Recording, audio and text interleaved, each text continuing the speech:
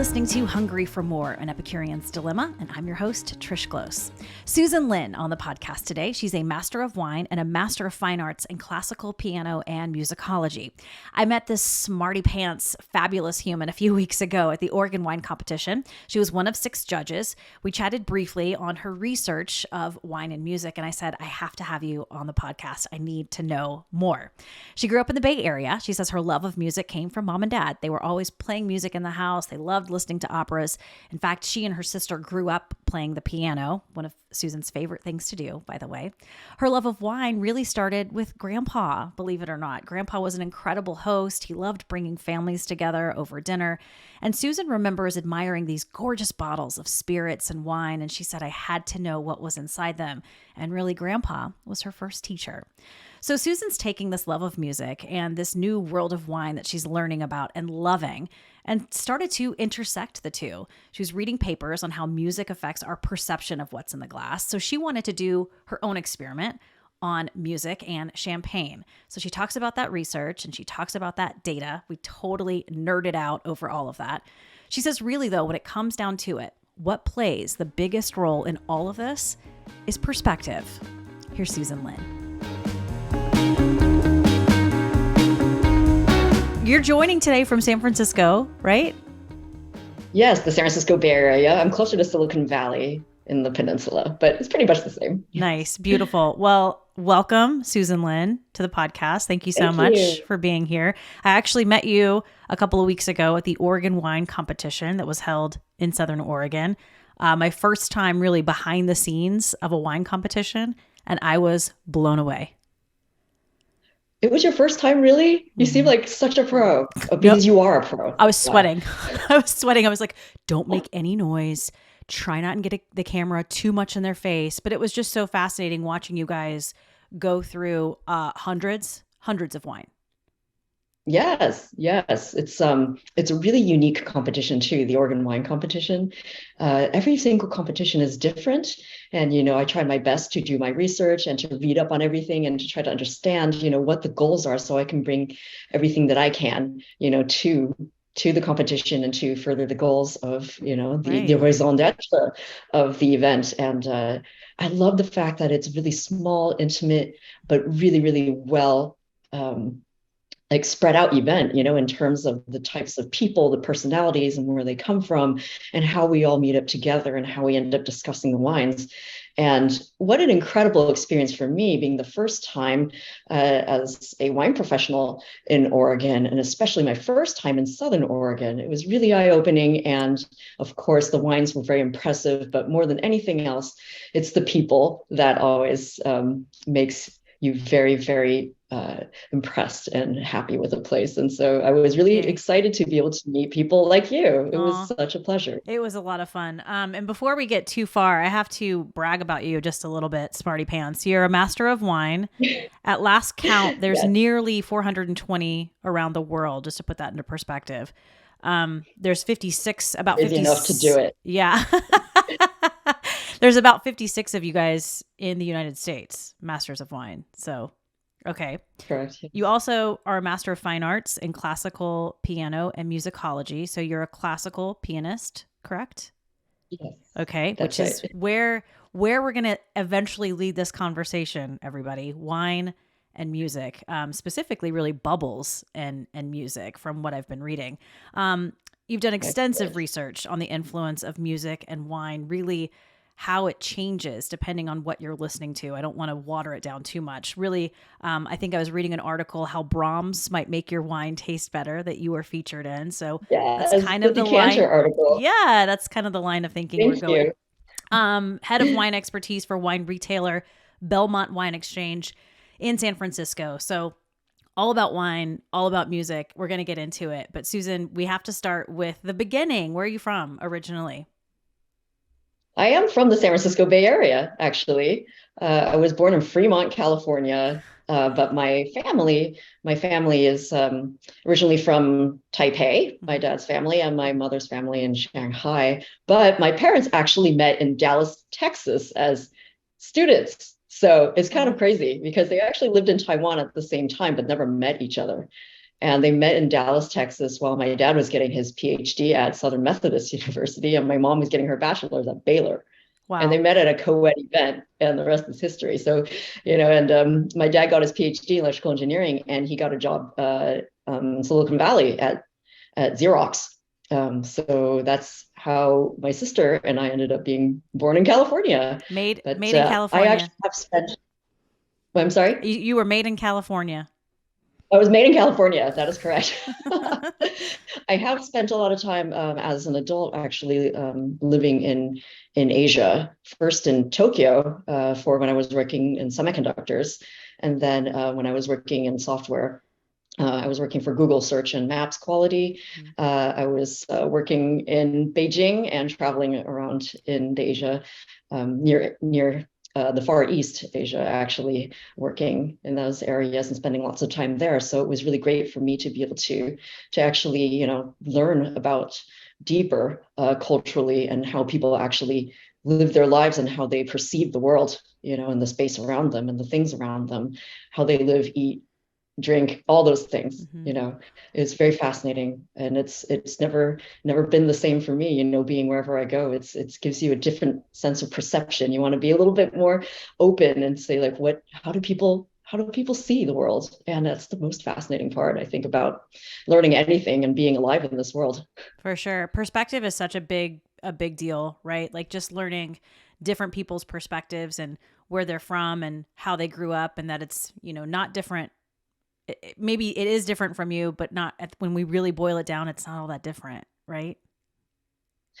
Indeed, indeed. But yet sometimes the nuances are really important, because it's just not just how I see the world, but how do others see the world? And then my world can get bigger that way. We'll come to some sort of understanding, right? I think in a new situation, if I'm going, especially if I feel like I don't really have my bearings, it's really about listening between the lines, or even watching between the lines, so to speak, looking at affect if you don't understand everything that people are saying, or they don't understand what you're saying, and really trying to find a common ground. Mm. And I think, in terms of the performing arts and what growing up with that, learning classical dance and music has taught me too, is that you can communicate so much without actually using intelligible language, right? Through speech rather, but there's a language via the body, via, what the things you can express that can resonate with others. And you can find a lot of common ground there, which is really, really fascinating to me. Yeah. It just hit me that actually music and wine really both can speak to people without using language, right? It's something that, Absolutely. yeah, we all kind of have Yes. in common. Yeah. That's interesting. So you're fluent, right? With all your travels and Oh, yes. In terms of languages, yes, yes. I'm sorry. Yes.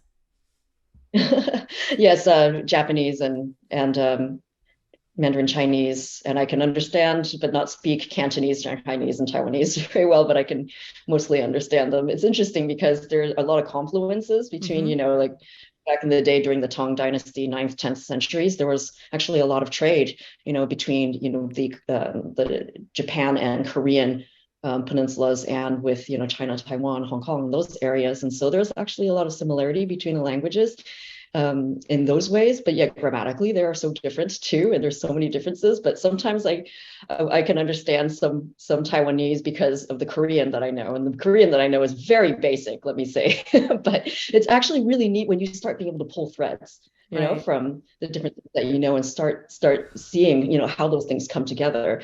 And it's also the same in wines. The way that you start learning about one particular style of wine and another style of wine, and then, well, you see, well, Chardonnay is made all over the world, but it can be grown in so many different places, Mm-hmm. so many different environments, so many different winemaking sensibilities, and yet you can find those main threads that pull together, say, like, why this is Chardonnay, and why is this an interesting Chardonnay, and why does it make this Chardonnay from this place and this producer very interesting, right? So, what was it like growing up with Asian parents in the Bay Area? Is your sister younger or older than you?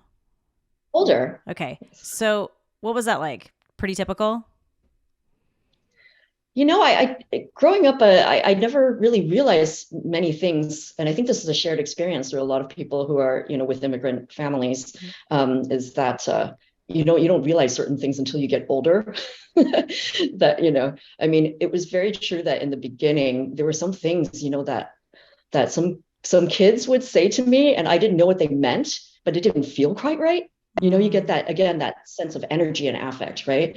And then I would come home and I'd say, Mommy, somebody said this to me. Do you know what it means? And then she would get so angry. And then that's when I would start learning, what some of these things. And actually, it was to her credit too that she would understand what some of those things were. She's very good with language, and she's really good at learning and picking things up. I'm not sure my dad would have understood some of those things at that point, because he's so scientific, he's so analytical, and he's so very much in his world, which I love that. I love that between my parents. It really creates a wonderful dichotomy and a harmony in a way. So growing up with that, I feel very fortunate. But my parents tried their very best to assimilate and have my sister and I assimilate. And so, they didn't actually send me to Chinese school or anything that a lot of people do now. I didn't go to bilingual classes or anything like that, but I did, we learned through those around us. And so I did pick up a lot of Chinese, but it wasn't until actually that I graduated from university and I started working in semiconductors, and we had a merger between a Japanese company. And I said, I should really try to make an effort to learn Japanese, so that we're not just the typical Americans who expect everyone to speak English. To try to pull teams together and say, I'm making an effort. I want us to work together. And I learned Japanese well enough to read and write and start really doing that. And I was like, I don't read and write Chinese. This is not cool. So I made the effort to really learn that too. And I have to say, I don't encourage anyone to try to learn how to read and write Chinese and Japanese at the same time, because they say in French, there's a lot of faux amis, there's false friends, because of the similarities and other things. But it's fascinating to me, and that's the way I wanted to do it. So I did it that way, and I absolutely am so happy that I did that, because now don't worry about me learning to read and write Chinese and Japanese at the same time. Okay. So you can, I'll leave that up to you. So impressive though. So impressive, and good on your mom for having those conversations, because kids are mean and they can be mean. And so good on your mom for having those conversations like, hey, that's not okay. That's not a nice thing to say. But at the same time, really assimilating you and your sister, kind of pushing you, right? Because it would have been super easy to maybe go to Chinese school and not see all of that diversity, right? That's true. And one of the things that I was really grateful to my parents too, is that they always welcomed whoever I brought over. If I wanted to bring friends over, they would welcome them without, any judgment, no questions asked, just, plain hospitality, just really happy that I had friends, or my sister had friends. Right. And we would come over and, bang on the piano and play and do all these things. And it was just great. And there were, kids from all sorts of backgrounds, like Indian, Eastern European, Jewish, Israeli Jewish, just, white or Irish Catholics, whoever, Right. Yeah. Well, the Bay Area is good for that, right? So many different kinds of people. You grew up, all the great food and cuisine that comes with it. Tell me about it. You started playing the piano at an early age? Yeah. Well, it's not early for some people, but my mother read in some magazines and such, they say like, well, if you start your child too young, it's kind of, you're not really maximizing your budget for these, expensive lessons. So she started me at 6. I was almost 7. Okay. And my sister had started before me, about 4 or 5 years earlier, because that's how much older she is than me. And so I had already grown up with a lot of music in the house. And my parents actually met through their mutual love of music. So I used to go on dates and go to the movie theater to watch the opera screenings. Yeah. So that was how they met. And so that was always in the house. My parents always say that, they don't necessarily play a musical instrument, but they can play the stereo exceptionally well. And that they do. And so I feel very fortunate that having grown up in that environment, music was always around me. My mother's extremely musical, so is my father.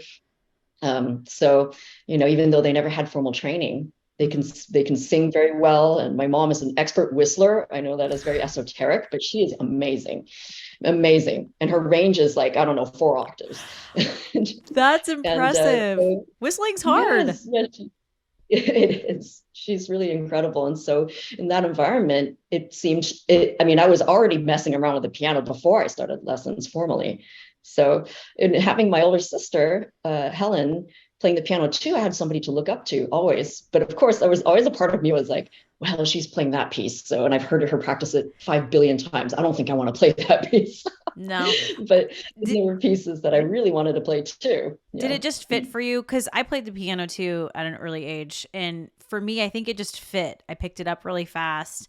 I had long, skinny fingers. And so it was easy for me to play. Did you find the same? Good. Yeah, a little bit. Don't be too Yeah, impressed. and my hands are actually they're quite, it's great that you have long, fingers and everything because my hands are actually quite people ask me, they're like, can you reach those, 11ths, 13ths?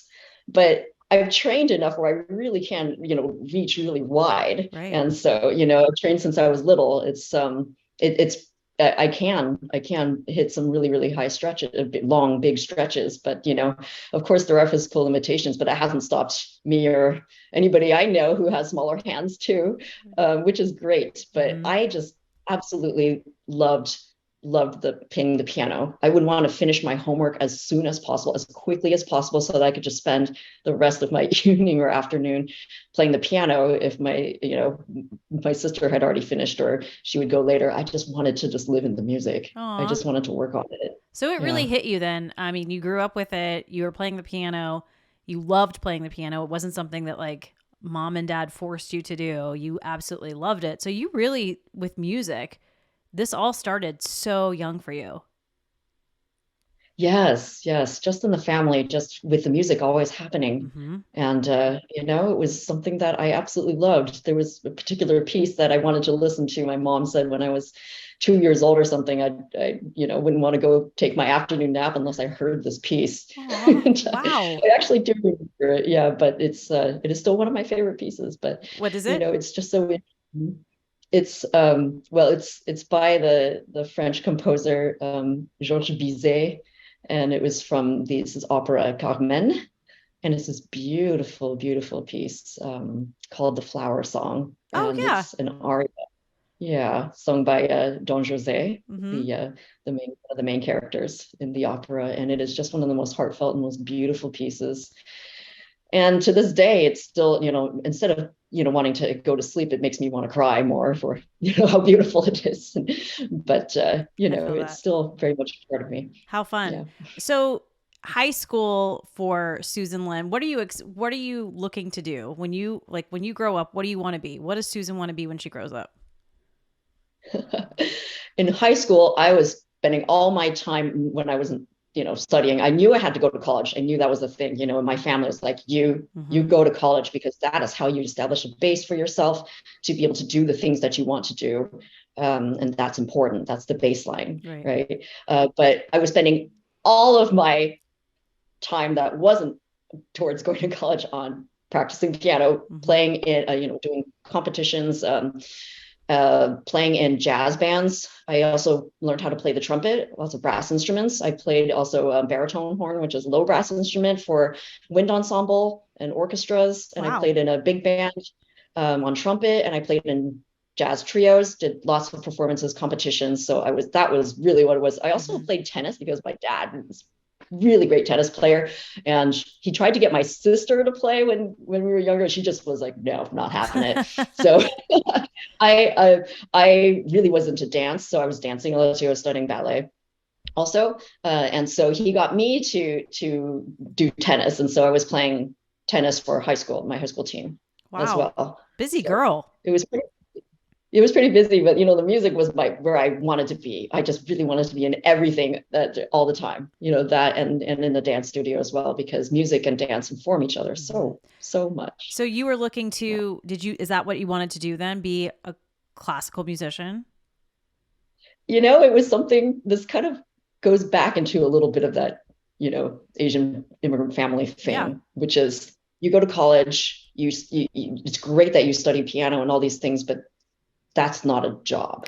Right. Right. Right. That's Right. not what you that's not what you aspire to. Mm-hmm. Like, we didn't work so hard for you to be here and for you to Some work hard so musician. that you so that, we want you to have a steady income. We want you to have Sure. success. Like, what does that mean? That means a corporate job, a successful corporate job, and you continue to climb the ladder, or go into management or things like that. And to make matters worse or better, I don't know how this is, but my sister absolutely showed an aptitude and a love of medicine, and the profession of medicine, when she was very young. And she became a doctor, and that is like the pinnacle, the apogee of what you could be in that society, the doctor. And Thanks, power to Helen. her. She's amazing. I could never do it myself. She became a neurologist. Wow. And yes, I'm so proud of my sister. Of She's course. incredible. And it's what it's what she wanted to do, Mhm. and then my parents were like, so what are you going to do? And it got to a point where, like, I actually applied and got into law school because I thought if I did that, it would make them happy. But then I realized it wouldn't make me happy at all. Good for you. And I actually, it's a good thing I didn't go, because that's a lot of investment. It is. but yeah, so I went into high tech. Which is very much a direction that was success, right? Hmm. And I have no regrets. I actually really, really enjoy that community. I'm still very interested in it.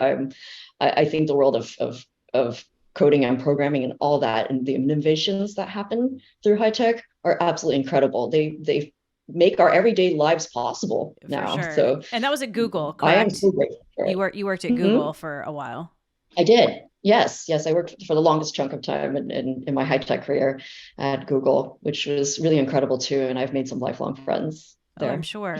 So where did wine come in? Where did this love for wine come in? Has it always been a part of your life? It has been. It Okay. has been since I was very, very young, actually, because my mother's father, my grandparents, my maternal grandparents, they used to live in the United States when I was really young, Hmm. and they would invite us over for dinners, and have other family members or other family friends meet for dinners. And during these dinners, my grandfather would always have a beautiful bottle of you know Bordeaux or Napa Cabernet blend, and he always served these beautiful brandies. I mean, he always had these wonderful bottles up there.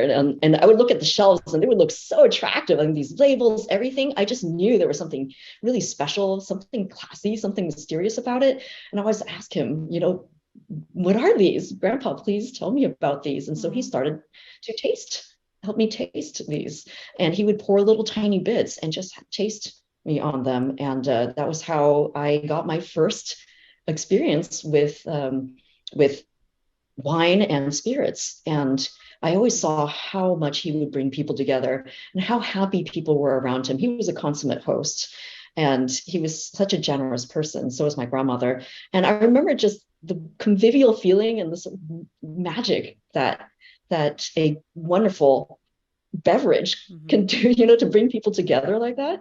I'll never forget it. And so that always stayed with me. And so it was because of my grandfather that I really got a sense of what wine was and what that magic could be. And that's where it started. And that's what stayed with me and sort of been the root of all my wine studies. How And fun. throughout my life, I just kind of studied it on my own, a little bit, and when I was playing the piano, like the first jobs that I had when I was a kid, was from playing the piano.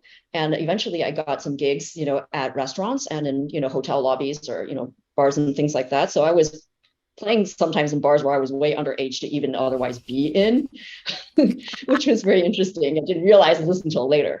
But I would see again this, the wonderful quality of hospitality, right? What hospitality could do to, people enjoying their time together over a bottle of wine, over a glass of wine, right? Hmm. So again, that really, really, really emphasized that point to me.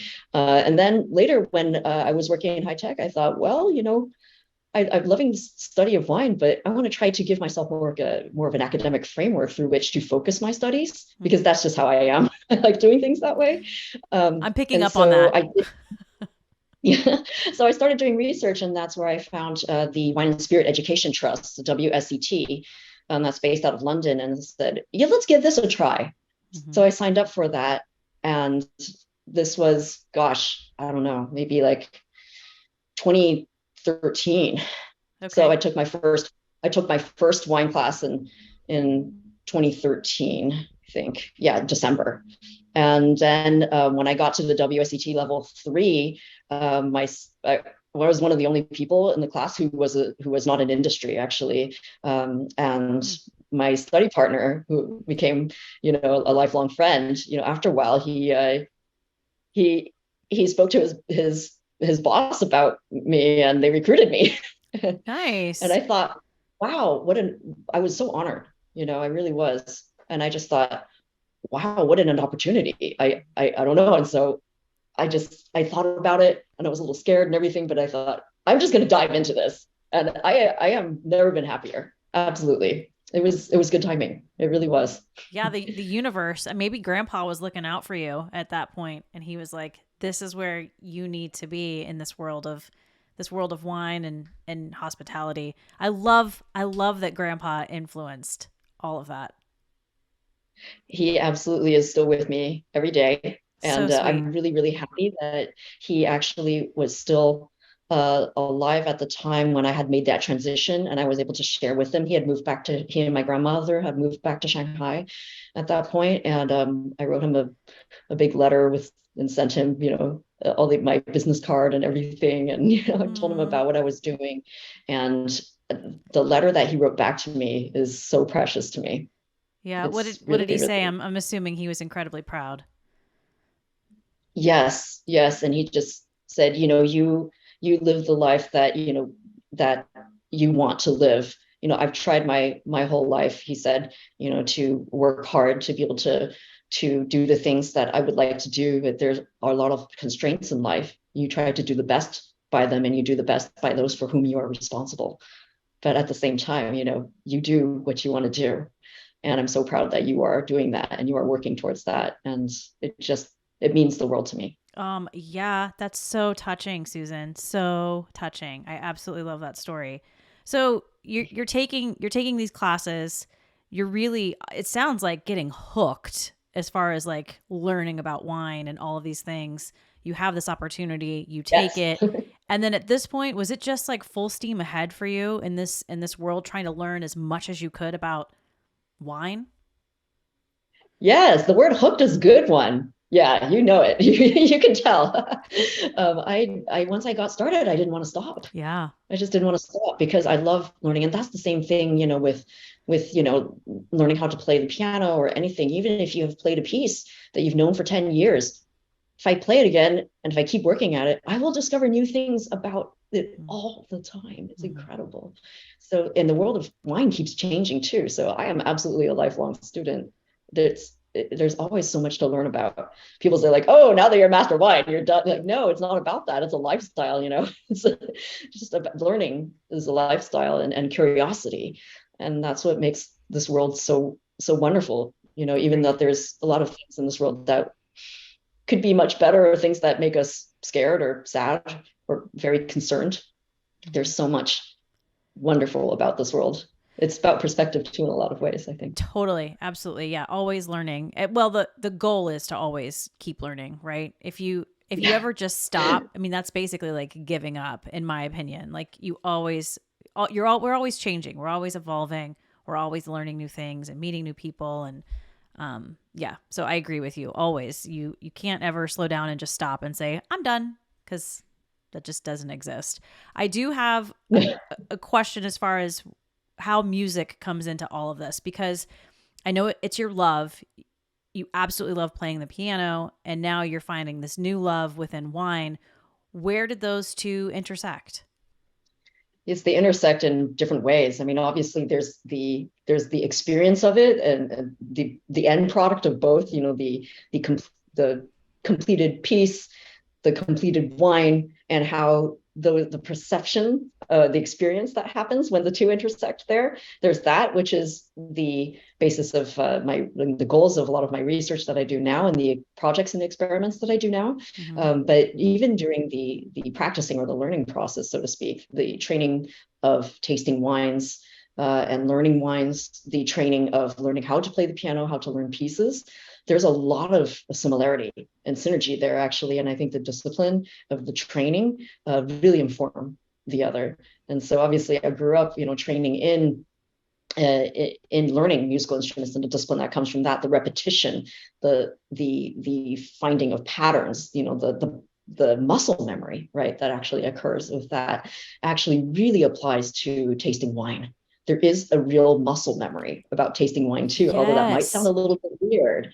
But in terms of, you do have like a taste and aroma sense that becomes part of your library, and that in and of itself, I believe, is very much like a muscle memory. And so when you get these certain inputs, you'll start to be able to, your neurons start firing off about all the things that you have learned and studied throughout, but you have to go about it in a way that is that same sort of repetition, that training. Each time you build upon it, each time you do a little bit more research, each time you understand a little bit more of what you do know and what you don't know, right? And I think those two disciplines really, really meet in that way. And that certainly my music training helped me with my own guidance of myself in learning how to taste wine and how to taste blind and how to taste for 100 wines a day, for judging events and such, without pooping out and without losing your sound judgment and being able to stay really objective. Yeah. It's hard work. I think a lot of people say like, oh yeah, you taste wine, that must be amazing, that's just like the best job ever. I'm like, yeah, it is the best job ever, but it's also takes a lot of training and discipline, and it takes a lot of endurance. You do have to train for it, kind of like an endurance athlete does, Right. and same with like the piano. If you're doing a full piano recital, over an hour and a half, or even 2 hours, it's a lot of endurance, and it's not just physical, but that is a component of it. It's really mental, really, really mental. And so both those things you really have to work at. And it's no different for wine tasting and wine competitions. No, you're right. It is so funny, the muscle memory that you brought up, because I was thinking that in my head, that in my little tiny freckle of experience with wine, when you're smelling maybe the same varietal over and over and over and over again, and you're picking up the same, maybe the same nose, or maybe there's like something about it that just keeps occurring to you, and you keep tasting, let's just say, one varietal over and over again. That's the muscle memory, Yeah. right? That you're just like, oh, it should smell like this, it should taste like this. Or if it's coming from this particular region, they all have this like underlying, something about them. So you're right. Like Absolutely. the more that you're sniffing and tasting, I mean, it all starts to like come together, I would assume, at some point. It does. It does. It's pretty amazing when it does too.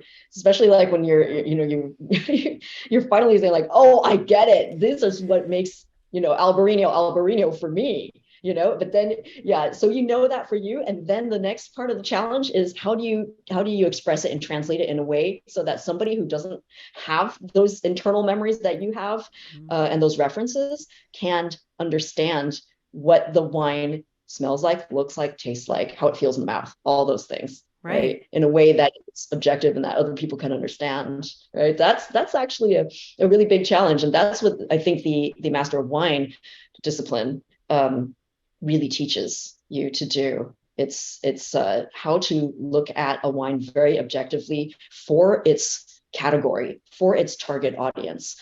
And is it good quality within that range, right? It's not just that, oh, quality wine is a very expensive wine. It's a wine that, sells for 6 to 7 figures on the, on the investment market, right? On the secondary market. That is one measure of quality, but there is a more holistic and I think a more objective measure of quality, and the ability to describe a wine in objective terms in such a way that people will not understand if you say, well, this wine smells like my grandmother's linen closet. That's great for you as a marker, that's great for your muscle memory, right? But nobody else is going to get that, so you have to be able to translate it for people in a way that makes sense. And that actually can fluctuate depending on who you're talking to, because culturally like people have different taste senses, right? Hmm. So people in Japan maybe aren't going to be able to say, okay, well, elderberries and bramble, okay, what is that? You know, they will have different markers, and so being more culturally aware in those realms is also really important as we want to share, right? If we want to share anything, and that's the wonderful thing about wine itself too. Just like with music and dance, is just that it will communicate to people, even if you don't speak the same language in and of itself, because there's something shared there. But in the description of wine, you can describe feelings for sure. But when you're talking about descriptors, like, oh, is it quince? Is it cranberries? Is it leather, hay? All those things. Hmm. Some of those words may not translate, to folks in from other, upbringings and different Right. societies. And so I that's heard also a great challenge. I heard you, I think during the competition, I think it was you maybe who said there was a smell of like was it gerbil shaving? Like gerbil That was shavings? me. Yes. Cedar hamster shavings. Yes. Yes. That was so, and I remember I was kind of like at that point it was towards the end of the competition and I'm zoning out just a little bit and I heard that and my ears were like, "Wait, what? What did you just say?" That was so funny. I loved that. Um So I wouldn't normally put that on like a formal tasting note, but within a discussion with my fellow judges, it was really, it was useful at the time. It was great. It was great. And the thing I love about that, and even hearing all of you guys when you're talking about descriptors, all the judges, it took me there. Like you would say something like this really has this whatever kind of nose to it. Sometimes I would be transported there. I would be like, oh, okay, yeah, I see what you're saying. And it's so interesting how smells really can transplant you. When I first moved to Southern Oregon, that's really where I started to get into wine. And there was a wine that I drank a lot. I want to say it was like a Merlot. And years later, I had a Merlot from the Applegate Valley, and I was 22 years old again. I was like having all of those feelings of just moving to a new place and starting a new job. And I could just, I was there. I was back in this like young girl body going, oh my God, this smells like the first wines that I've ever tried. And it was, it's just, it's really wild to me how your senses, right? What you smell and what you taste really can send you back to a certain place. It always reminds me of the movie Ratatouille when he tastes the ratatouille and he's like, Yes.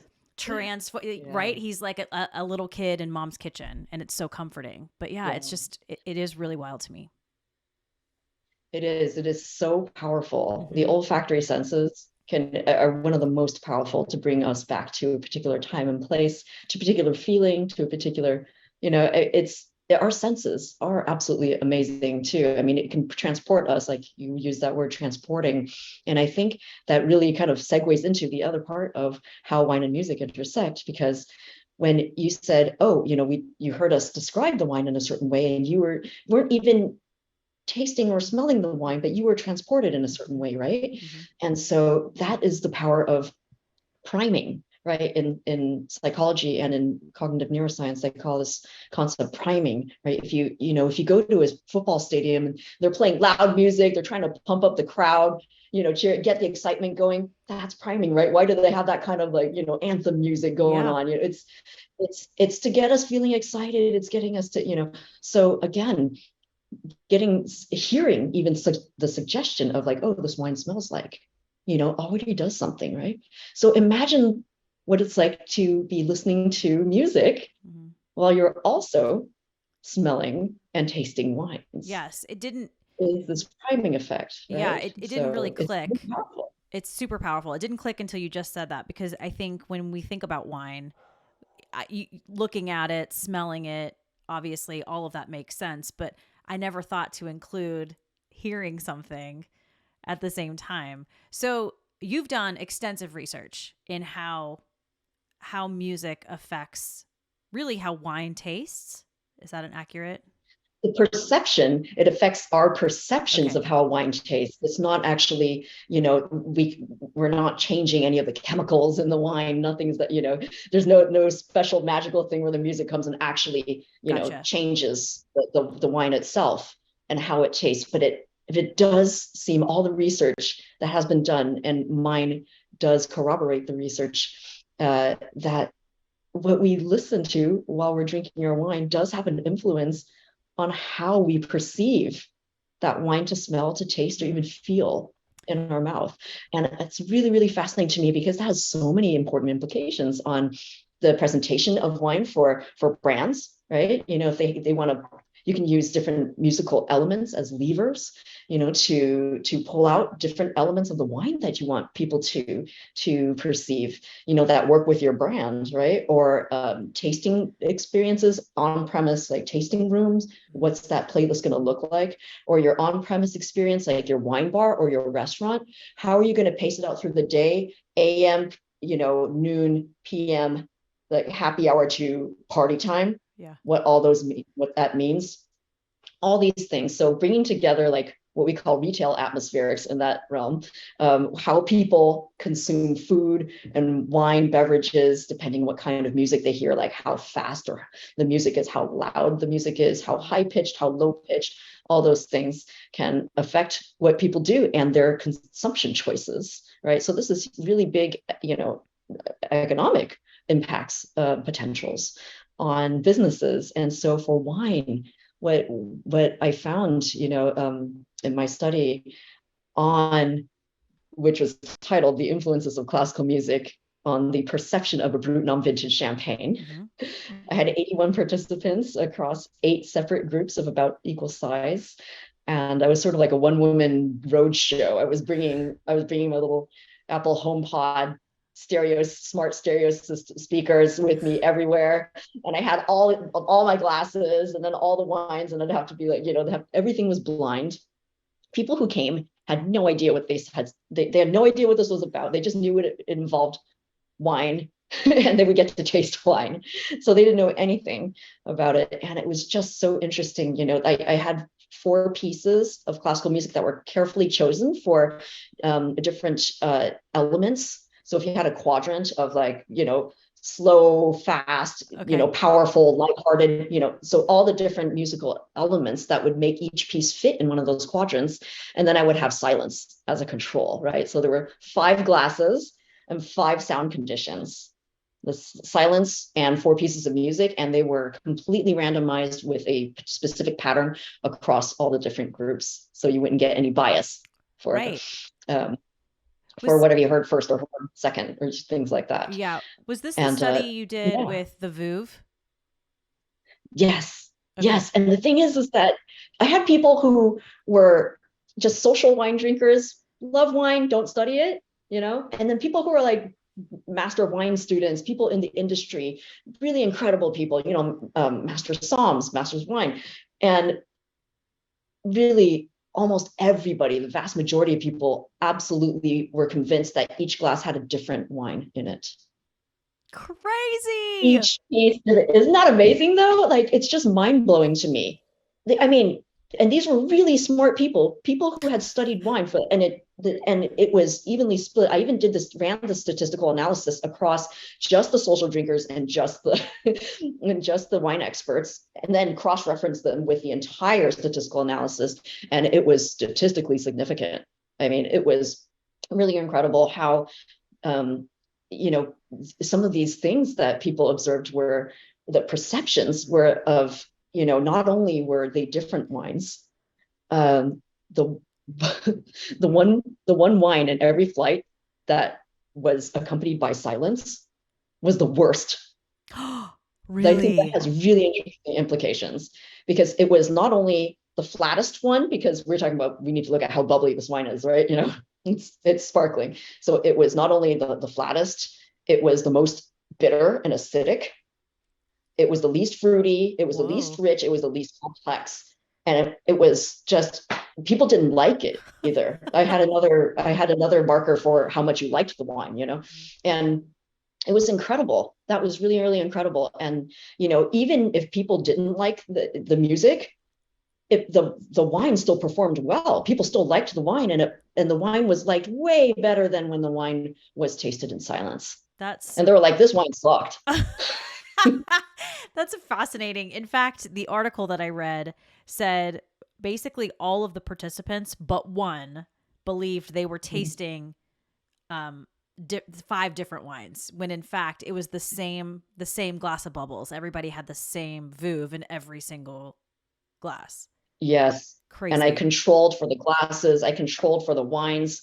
I made sure they were all at the same temperature. Open say I tested each one beforehand. Like everything was, I recorded temperatures, recorded everything just to make sure, later Yeah. if I needed to run numbers on differences that, but yeah, it was really, really, really, really interesting. And what was also extremely interesting was that the different elements of the music, like what I was mentioning, tempo, volume, how smooth or how jumpy the piece is, versus how lighthearted or how powerful, how passionate the piece sounds, forceful versus like lighthearted and happy, things like that. It really made a difference too, statistically speaking, in terms of how people perceived the amount of effervescence in the wine, right? So again, we're talking about the same wine, 5 different glasses, Wow. but for the 2 pieces where it was faster tempo, and higher pitched throughout, and had a jumpy articulation, what we call a dynamic articulation, versus smooth and long tones, those were perceived as much more effervescent, much more vibrant, and much more exciting. Wow. And so, any of the pieces where, even though they thought it was less bubbly, because like the piece with the long, smooth lines, slower tempo, really stately, powerful, they thought like, wow, these wines aren't very, they're not very bubbly, but they're really fruity and they're really rich. It's the And same this wine. does corroborate some of the research done on still wines Mm-hmm. from the amazing researchers and scientists and food analysis scientists coming out of Oxford University, like Charles Spence Right. and Janice Wong at Aarhus University, who had worked with Dr. Spence as well, who have been invaluable resources to me as I was putting together, my research. And I read everything that they have published, and plus many, many other scientists, to make sure that my research would help continue to build off of the wonderful work that they have done and are doing. And it did corroborate some of their research, but with the added, focus on sparkling wines, for which I was flabbergasted there wasn't very much published research about. So I really want Right. this to be a jumping off point, saying like, well, if we want to, have fast-paced, higher-pitched, dynamic articulation, exciting pieces, to really bring out the bubbles and the freshness and the vitality of a Brut non vintage champagne. Let's just think about how we could, bring out the fruitier elements or the richer elements of a vintage champagne that's been on the lees, for 8 years, and see what kind of piece, the combination of those musical elements in a piece could help really bring that out for a different cuvee in Wow. somebody's brand. Fascinating. So many possibilities, so many Yeah. possibilities. And the other cool thing is the other research that I've done and some projects that I've been doing since this Mm-hmm. research paper was published is that seems like it's really not dependent on genre. So if my Puccini, is your Metallica, it's still, you can look at these different elements, same musical elements or musical parameters, the tempo, the volume, the powerfulness, the gentleness, the lightness, all those things, and still be able to use those as levers to Mm. bring out what you want to bring out in your wines and in the experience of the perception of those wines. And I think this is just so wonderful. I mean, like, just for me, I do little, silly experiments on myself all the time. I'll take a wine that's like $6 from Corbière, or Fitou or something. Just, some people would say, oh, this is a wonderful wine. It's just great for every day. Some people might even call it, like a vin de soif or a porch pounder or whatever, Right. nice simple wine. But the moment I put on like Astor Piazzolla's Libertango, like, oh wow, spicy depth, richness, Interesting. all those things. It's just, even nobody is immune, even though I know what I'm testing myself on, even I can't get away from it. Okay. It just, it's the combination of these things. And Yeah. I think that's the best. Like, coming from, a place like engineering and Google too, I love data and I love analysis. I love science. And I think we should always trying to do the research and to be able to have a reason to say, okay, I'm gonna invest some money into doing this so that I have data behind it before I spend money. But at the same time, I think it's like, again, the best thing about life, there's always going to be a mystery, a je ne sais quoi, something that we'll never understand about why we love what we love in terms of tasting wine and music and all that, and what happens, the magic that happens therein, because that's just part of the mystery of it all. And I think there will always be that element of mystery. I'll keep studying it and I'll keep finding data, but I think we should embrace that. We should embrace that, Hell you yeah. know, wonderful mystery of life, because that's what makes life wonderful too. I so agree. It's so your experiment reminds me of a science project I did back in the 10th grade. It's highly scientific, Susan, where I took different kinds of bubble gum to see which one blew the biggest bubble. Nice. Right? I got honorable Yes. mention for that bad boy. But no, I'm totally kidding, obviously. But yes, I love the fact that because you're not necessarily the first person to focus on how music affects your perception of wine, but you are one of the first to focus in on bubbles and really how Yeah. the perception of sparkling wine and how it tastes in your glass with this music. And so I love the fact that you had this awesome idea to bring in all of these people and play music. And I mean, at the end of it, were you just like, score? There it is. Like, here's my data. Like, this is exactly what I was looking for.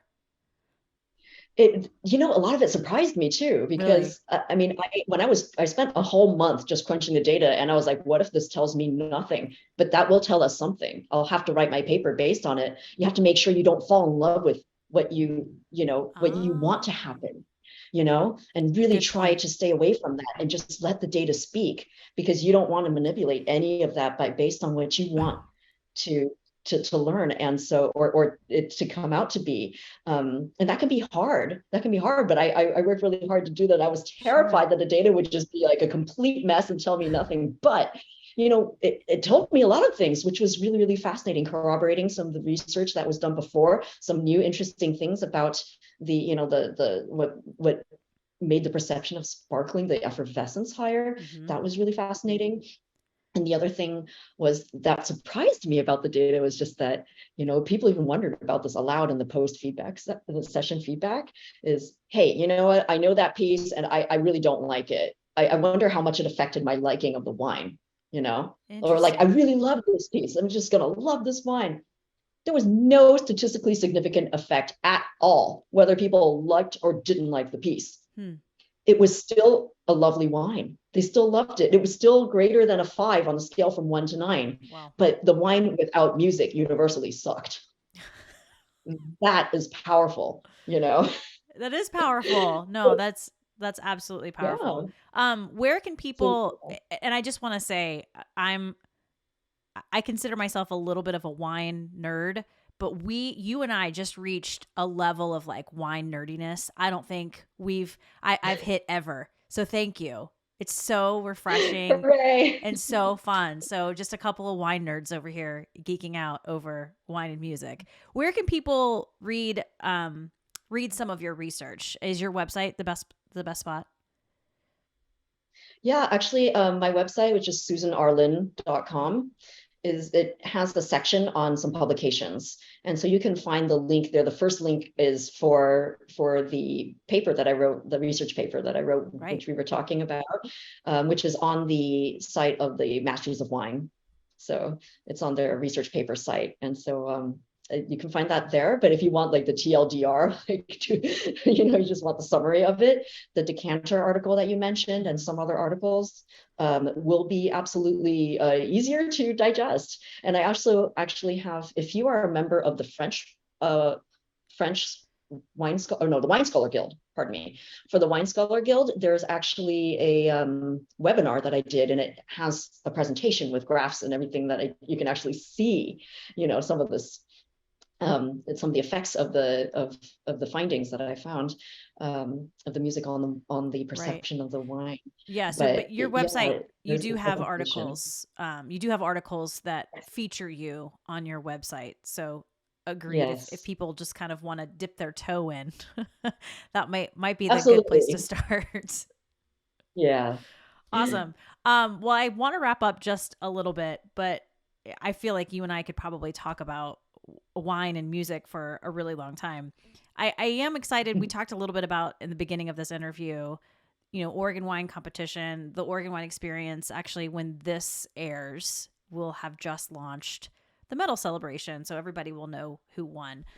So the next morning, this interview will launch. But we're right in the middle of Oregon Wine Experience. I'm just curious for the competition. The things that you were tasting. I know I asked you a little bit, but you guys were impressed with Oregon wine. It's safe to say. Yes, absolutely.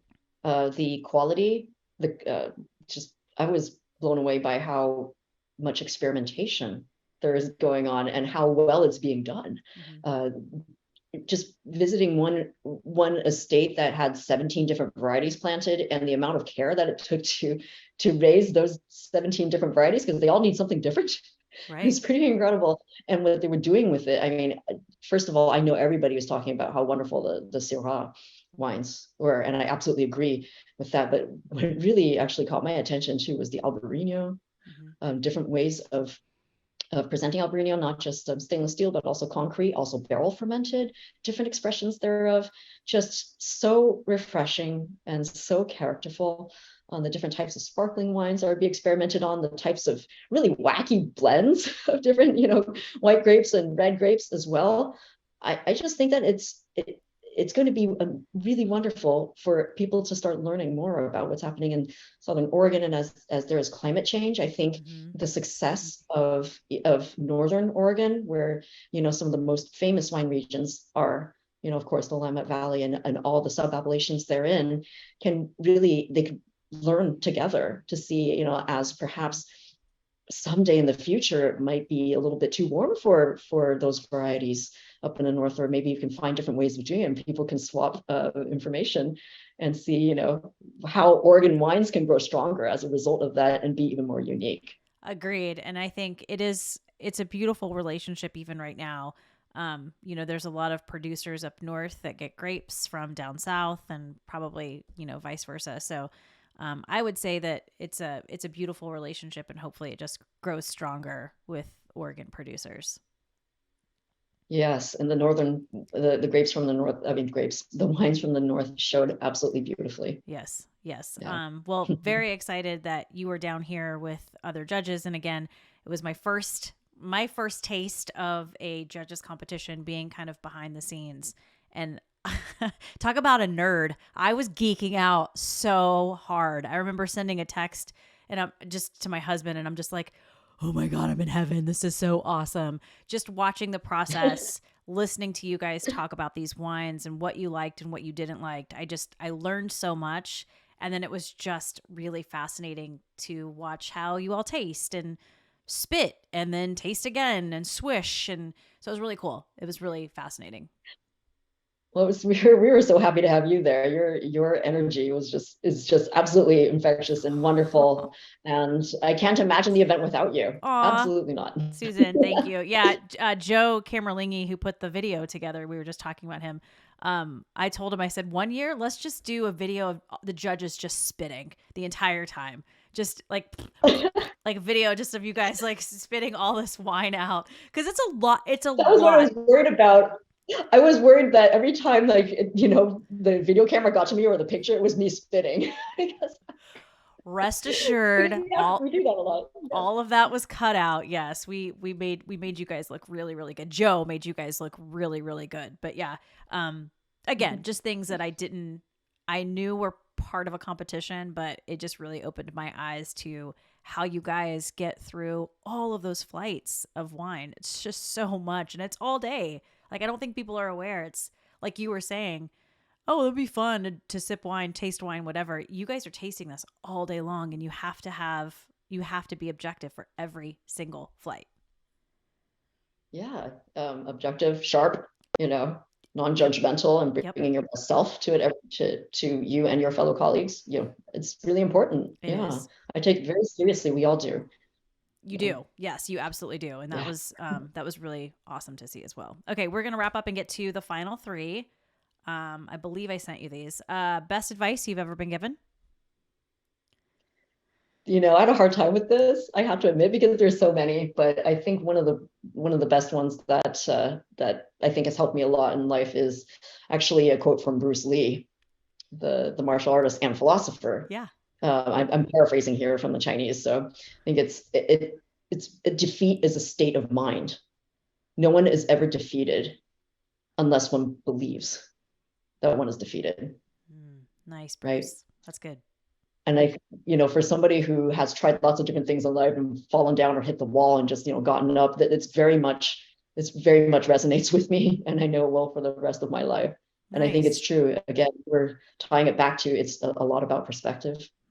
We can empower ourselves or defeat ourselves right in our own mind with our 100 conversations that we have with ourselves. I have a lot of conversations with myself. So yes, I agree with that. Great. That's awesome advice. What's your happy place? My happy place is when I'm sitting at the piano and I feel like I'm in a state of flow and I can just bring out everything that I want to bring out in this piece in the moment. And I feel like nothing can stop me. And it's the best feeling in the world. I love that. Okay. In all things food and drink, what do you crave? What always sounds good to you? A double stuffed baked potato with lots of Gruyere and chives, lots of oregano, lots of herbs, and a glass of champagne. Yes. That would be amazing. Or duck fat fries, champagne, martini. You see, potatoes is a theme. Yes, honey. Yes. It's French fries, truffle potato chips, and a glass of bubbles. That is me all the way. All the way. I can't wait till we can get together in person again next time. Please. And we're going to have such a good time. Yeah, no work next time. No work. We're going to play next time. We're going to go drink bubbles somewhere. I don't feel this is work. I hope you don't feel like this is either. This is fantastic. I've been looking forward to speaking with you again and to seeing you again. And, I look forward to when we can get together. And in the meantime, I will try your meatballs recipe. Okay. That I found on your website. I love the fact that it's just meatballs in all caps with an exclamation point at the end. I was like, this woman loves meatballs. This is great. I'm going to try this. I love a good meatball. They're just so perfect and compact, and you have all of the stuff in there. And if there's a good sauce with it, that's all you need sometimes. It's just a really good meatball. I love making meatballs. I love eating meatballs. Yes. So I'm excited. Hence the all caps and exclamation point meatballs. Yes. Well, I can't wait to try making it. Thank you for all the recipes that you have on your site. Oh, Susan, thank you. Thank you so much for being here and for sharing your brain with us. And I dipped my toes in the water of all of your research, but I'm excited to go back and really dig in. And now when I'm drinking wine at the end of the day, I'm going to be really thinking about what kind of music I'm going to play with it. Yeah, experiment, try different things. I will. Try different things and just see how you feel. And you know what? At the end, even if you like it or not, it'll make things more interesting. So absolutely. That's a start. All right. Well, yeah. Susan Lin, again, thank you so much for being here with me today. Just really excited. It's an honor to be here. That you just shared all of your stuff, shared your brain with all of us smarty pants. And I'm just excited to see what you do in the future. And I'm excited to see you again. So we'll make it happen. I sure hope so. We will make it happen. Thank you very much, Trish. You've been listening to Hungry for More, an Epicurean's Dilemma with me, Trish Close. You can watch this podcast and subscribe on my YouTube channel. Just search Hungry for More, an Epicurean's Dilemma. You can also listen and subscribe wherever you like to listen to podcasts.